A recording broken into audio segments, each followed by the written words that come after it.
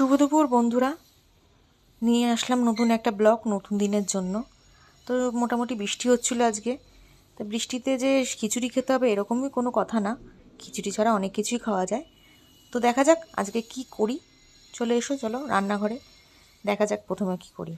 প্রথমেই বসিয়ে দিয়েছি মসুর ডাল সেদ্ধ করা, আর পাশে বসিয়েছি তেলাপিয়া মাছ ভাজা। বেশ বড় বড় তেলাপিয়া মাছ ভাজতে বসিয়ে দিয়েছি। তো রোজকার তো একই কাজ, রান্না করো আর খাও, রান্না করো আর খাও। রান্না করতেও হবে, খেতেও হবে। সারাটা জীবন যেন রান্নাঘরেই কেটে গেল।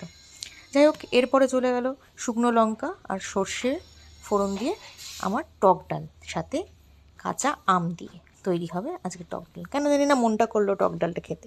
টক ডাল অনেকেই মটর ডাল দিয়ে খায়, বাট আমি মসুর ডালটাই প্রেফার করি, জাস্ট ভালো লাগে খেতে। তো হয়ে গেল এদিকে মসুর ডালটা। এরপর সত্যি কথা বলতে একটা ফোন চলে এসেছিলো বলে না, এই তেলাপিয়া মাছের রেসিপিটা আমি দেখাতে পারলাম না। সর্ষে দিয়ে তেলাপিয়া মাছ করেছিলাম, কথা বলতে বলতে রান্নাটাও করে ফেলেছি।